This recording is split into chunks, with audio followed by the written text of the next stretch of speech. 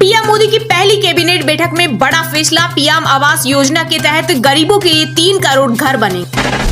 तीसरी बार कार्यभार संभालते ही एक्शन मोड में दिखे पीएम मोदी। तीसरे कार्यकाल के अपने पहले फैसले में मोदी ने किसान सम्मान निधि की 7वीं किस्त के 20,000 करोड़ रुपए को दी मंजूरी। अब जल्द ही किसानों के खाते में 2,000 रुपए की अगली किस्त ट्रांसफर कर दी जाएगी। बता दें कि इससे देश के 9.3 करोड़ किसान होंगे लाभान्वित।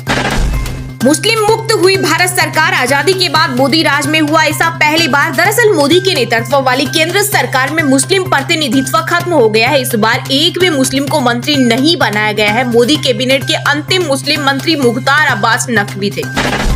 जम्मू कश्मीर में दहशत पैदा करने के लिए आतंकवादियों ने हमले को दिया अंजाम। सुरक्षा बलों को नहीं मिल रहा सुराग। तीर्थ यात्रियों की बस पर हुई आतंकी हमले की जांच करेगी एनआईए की टीम। वहीं हादसे में मृतकों के परिजनों को 10 लाख और घायलों को 50,000 का मुआवजा।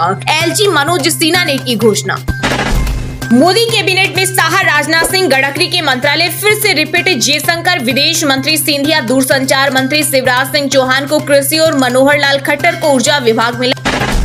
शुरुआती 4 दिनों में कोई भी मंत्री अपना ऑफिस छोड़कर बाहर नहीं जाएगा। शपथ लेते ही पीएम मोदी ने दिया टास्क। दरअसल शपथ लेने के साथ ही मोदी सरकार एक्शन मोड में आ गई है। सूत्रों की माने तो इस बार प्रधानमंत्री ने विकसित भारत मिशन और मोदी की गारंटी को ध्यान में रखते हुए मंत्रियों को उनके विभाग दिए हैं। अमेठी में आज मनेगा किशोरीलाल शर्मा और राहुल गांधी की जीत का जश्न। इस कार्यक्रम में कांग्रेस संसदीय दल की अध्यक्ष सोनिया गांधी और अमेठी रायबरेली दोनों क्षेत्र के कार्यकर्ता भी होंगे शामिल। आतंकियों को छोड़ेंगे नहीं। वैष्णो देवी जा रही बस पर हुए हमले को लेकर आया अमित शाह का बयान। बोले इस कायराना हमले के दोषियों को बख्शा नहीं जाएगा और उन्हें कानून की मार झेलनी पड़ेगी। सोने चांदी की कीमतों में आई भारी गिरावट। बीते दिन 10 ग्राम 24 कैरेट सोना 1,008 रुपए हुआ सस्ता। ये 70,905 में बिक रहा। वहीं 1 किलो चांदी भी 1,992 रुपए घटकर 88,543। म्यूचुअल फंड बना लोगों की पहली पसंद। 1 महीने में जमा हुए 34,697 करोड़ रुपए। एएमएफआई के आंकड़ों के अनुसार मई में इक्विटी म्यूचुअल फंड्स में निवेश में शानदार उछाल देखा गया, जो 34,697 करोड़ रुपए के रिकॉर्ड स्तर पर पहुंच गया। सूत्रों के मुताबिक 18 जून से शुरू हो सकता है 18वीं लोकसभा का पहला संसद सत्र। वहीं 18 से 19 जून को सांसदों की शपथ और 20 जून को स्पीकर का चुनाव होकर 21 जून को संसद के दोनों सदनों के संयुक्त सत्र को राष्ट्रपति कर सकती है संबोधित। ओडिशा में 12 जून को होगा मुख्यमंत्री का शपथ ग्रहण समारोह। सीएम कैंडिडेट चुनने के लिए राजनाथ सिंह और भूपेंद्र यादव को बनाया गया ऑब्जर्वर। वहीं आंध्र प्रदेश में भी भाजपा के सहयोगी टीडीपी प्रमुख चंद्रबाबू नायडू 12 जून को ही मुख्यमंत्री के रूप में लेंगे शपथ। बिहार, बंगाल, मध्य प्रदेश समेत 7 राज्यों की 13 विधानसभा सीटों पर 10 जुलाई को होगा उपचुनाव और 13 जुलाई को आएंगे नतीजे। चुनाव आयोग 14 जून को जारी करेगा नोटिफिकेशन। यूपी के सीएम योगी आदित्यनाथ ने दिल्ली में अमित शाह और नितिन गडकरी के बाद राजनाथ सिंह से की मुलाकात। सरकार बनने के बाद राजनीतिक गलियारों में हलचल हुई थी। प्रेम सिंह तमांग ने लगातार दूसरी बार ली सिक्किम के मुख्यमंत्री पद की शपथ। इस दौरान 8 मंत्रियों ने भी ली शपथ। कार्यक्रम में करीब 30,000 लोग हुए शामिल। एसकेएम ने विधानसभा की 32 में से 31 सीटें जीती थी। पीएम मोदी का कच्चा द्वीप का मुद्दा उठाना गैर जिम्मेदाराना, इससे बिगड़ सकते हैं श्रीलंका से रिश्ते। कांग्रेस नेता जयराम रमेश बोले तमिलनाडु की जनता ने दिया इसका मुंहतोड़ जवाब। दरअसल चुनाव प्रचार के दौरान पीएम मोदी ने इस मुद्दों को जोर शोर से उठाया था। मंत्री पद की शपथ लेते ही काम में जुटे एस जयशंकर। दिल्ली में मालदीव के राष्ट्रपति मोहम्मद मोइजू से की मुलाकात। इस मुलाकात से चीन की बढ़ी tension. BJP IT cell head Amit Malviya पर महिलाओं के यौन शोषण का आरोप। कांग्रेस बोली 5 स्टार होटलों में करते हैं उत्पीड़न। भाजपा उन्हें पद से हटाए। पीएम मोदी की अब की सबसे बड़ी कैबिनेट कुल 71 मंत्री बने, जिनमें गठबंधन के 11 और 24 राज्यों के मंत्री। 33 नए चेहरे। सबसे ज्यादा यूपी से 11 बनाए गए मंत्री। वहीं जीत पर आई 33 महिलाओं में 7 को मिली कैबिनेट में जगह। एमपी, यूपी, गुजरात, बिहार समेत 5 राज्यों में अगले 5 दिन चलेगी हीट वेव। मुंबई में 2 दिन पहले पहुंचा मानसून। कई इलाके पानी में डूबे। 5 मंजिला इमारत का स्लैब गिरने से 2 लोगों की मौत। वहीं 15 जून तक गुजरात में मानसून पहुंचने की उम्मीद। नई दिल्ली में बांग्लादेश की पीएम शेख हसीना से मिली कांग्रेस संसदीय दल की अध्यक्ष सोनिया गांधी। इस दौरान राहुल, प्रियंका भी रहे।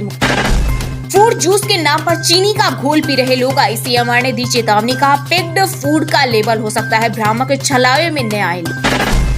उड़ीसा में भाजपा की नई सरकार के शपथ ग्रहण समारोह से पहले पीएम मोदी भुवनेश्वर में करेंगे भव्य रोड शो। बीजेपी का होगा शक्ति प्रदर्शन। कमिश्नर ने चप्पल पहनकर शिवलिंग पर जल चढ़ाए। उज्जैन के मंदिर में की पूजा। हंगामा मचा तो माफी मांगी। बोले भूल से ऐसा हो।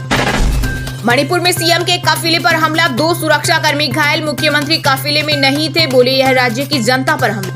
सरकारी कर्मचारियों के लिए खुशखबरी, जल्द बढ़ेगी सैलरी, लागू हो सकता है 8वां वेतन आयोग। पीडीए को और धार देगी सपा, 2027 का विधानसभा चुनाव है अखिलेश का लक्ष्य। करणी सेना के अध्यक्ष को मिली जान से मारने की धमकी, बोले मैं डरने वाला नहीं हूँ, सुखदेव गोगामेड़ी जैसा हाल करने की धमकी।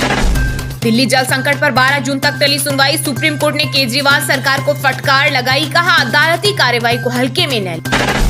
बिहार की राजधानी पटना में नगर निगम की टीम ने अतिक्रमण के खिलाफ की बड़ी कार्रवाई, नेहरू पथ, गांधी मैदान, अशोक राजपथ समेत कई इलाकों में चला बुलडोजर। इस दौरान 12 मजिस्ट्रेट और 200 जवानों की टीम रही मौजूद।